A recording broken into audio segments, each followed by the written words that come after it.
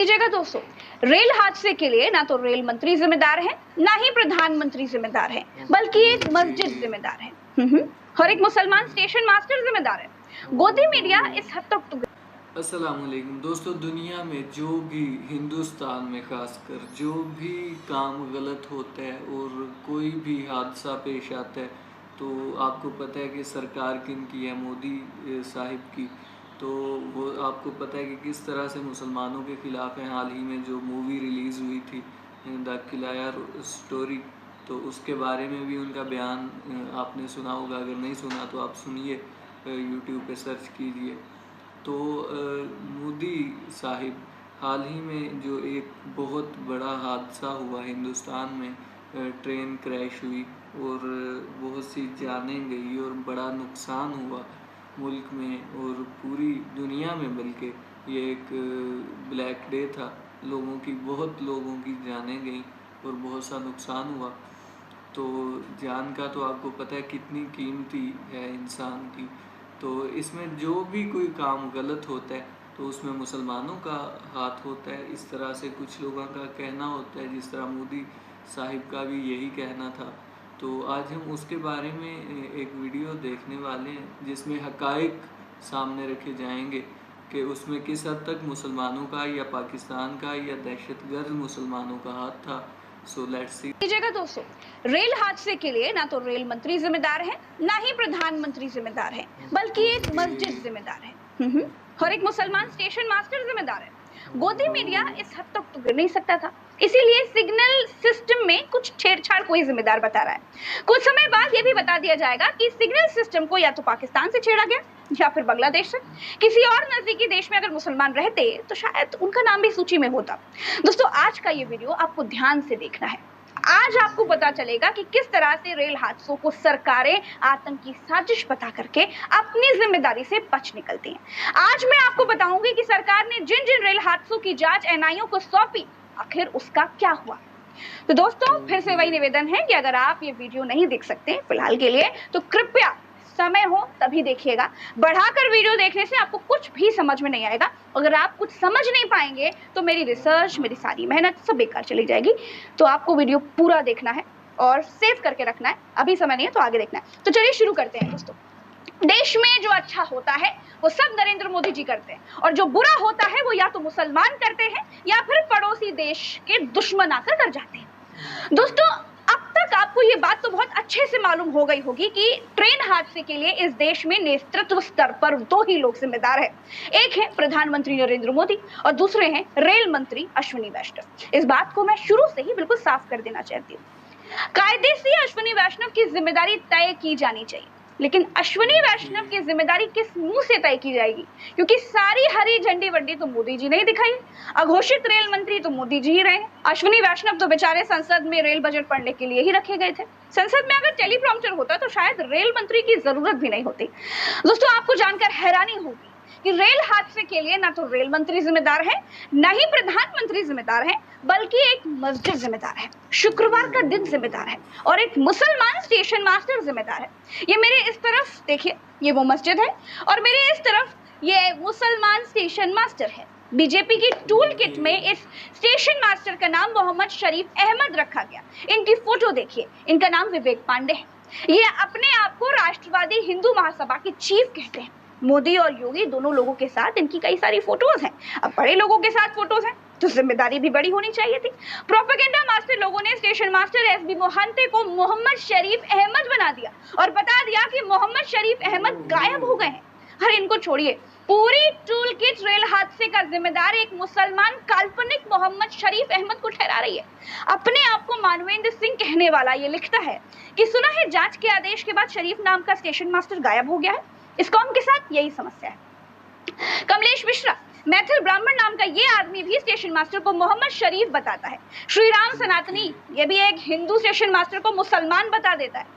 ये भी यही बताता है और इन जैसे हजारों आईटी सेल वाले स्टेशन मास्टर को मुसलमान बता बता करके प्रोजेक्ट करते हैं और आपके दिमाग के साथ खेलते हैं। आईटी सेल किसकी है? बीजेपी की। और बीजेपी किसकी है? किसके आदेश पर हिंदू स्टेशन मास्टर को मुसलमान बनाकर उसे बलि का बकरा बना दिया गया? आप जानते हैं? आपको तो सब पता है।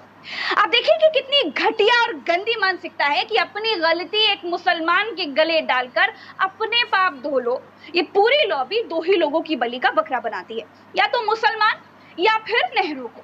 ट्रेन हादसे में मुसलमान को बदनाम करने की पूरी साजिश रची गई। दोस्तों, जिस जगह पर ट्रेन हादसा हुआ वहां पर एक मस्जिद दिखाई गई और दिन शुक्रवार का बताया गया। कहा गया कि बगल में मस्जिद है, नमाज पढ़ने वालों ने साजिश रच दी। सोचिए दोस्तों, जब पता लगाया गया तब ये पता चला कि जिसे मस्जिद कहा जा रहा है, अरे वो तो भगवान कृष्ण का मंदिर है। आप सोचिए किस हद तक इस देश की जनता के दिमाग से खेला जा रहा है और नफरत का इंजेक्शन भरा जा रहा है। ट्रेन हादसे में भी हिंदू मुसलमान खोज लिया। दोस्तों, जिस ट्रेन हादसे का जिम्मेदार देश की जनता मोदी और रेल मंत्री को बता रही है, उसका जिम्मेदार मुसलमानों को ठहरा दिया गया।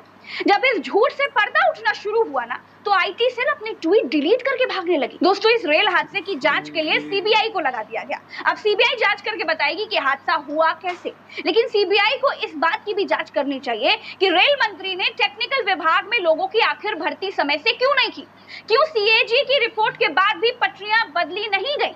नहीं करेगी। आप मेरी बात ये लिख कर रख लीजिए। ये जांचें नाकामियां छिपाने का एक बहाना भर होती है। बस जांच के नाम पर ये सफेद पोश लोग सिर्फ जिम्मेदारी से भागते हैं और कुछ नहीं। दोस्तों, आज आपको जानना चाहिए कि इससे पहले जब 2016 में कानपुर में ट्रेन हादसा हुआ था, 152 लोगों की जानें चली गई थी। कहा गया कि इसमें आतंकी साजिश हो सकती है। रेल मंत्रालय ने गृह मंत्री राजनाथ सिंह को एक पत्र लिखा। रेल मंत्रालय ने मामले की जांच एनआईए से करवाई, लेकिन एनआईए को ऐसे कोई सबूत नहीं मिले जिससे ट्रेन दुर्घटना को आतंकी साजिश बताया जा सकता है। अब कहां गई वो रिपोर्ट, किसी को पता नहीं। फिर 2017 में कुनेरू रेल हादसा हुआ। इस ट्रेन हादसे में 40 लोगों की मौतें हो गई। हादसे में गृह मंत्रालय की तरफ से माओवादियों की साजिश होने की बात कही गई थी, जिसके बाद मामले की जांच एनआईए को सौंपी गई। एनआईए ने यूएपीए के तहत मामला भी दर्ज कर दिया था, लेकिन अभी तक एनआईए ने इस मामले पर किसी भी तरह की कोई भी चार्जशीट दायर नहीं करी है। दोस्तों, 2017 से 23 हो गया। कहां गई वो जांच, कहां गए माओवादी।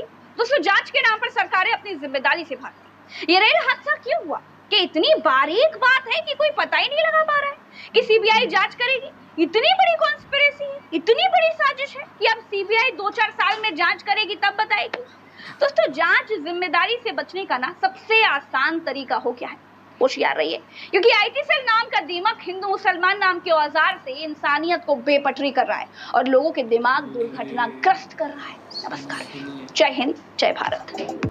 तो दोस्तों, किस तरह से साजिशें की जाती हैं मुसलमानों के ख़िलाफ़ जब भी कोई मुख्तलिफ़ तंजीमों के हवाले से, जिस तरह से आरएसएस, बीजेपी के लीडर नरेंद्र मोदी और उनकी सरकार और कुछ ऐसे अंधभक्त लोग जो कि अपने रिलीजन हिंदुइज़म के साथ भी मुकम्मल तौर पे जिसे कह सकते हैं आपके वफ़ादार नहीं, तो वैसे लोग जो हैं वो सरासर इल्ज़ाम मुसलमानों पे लगा देते हैं। जिस तरह से इस बहन ने हमें वो पोस्ट्स दिखाई ट्विटर की कि किस तरह से लोगों ने उस हिंदू भाई को मुसलमान का नाम देकर पोस्टें लगाना शुरू की और ट्रेंड बना लिया कि ये मुसलमान था, और साथ में जो मंदिर था उसे मस्जिद का रूप दे के तो लोगों की आंखों में मिट्टी डाली गई और इंतशार फैलाने की कोशिश की गई।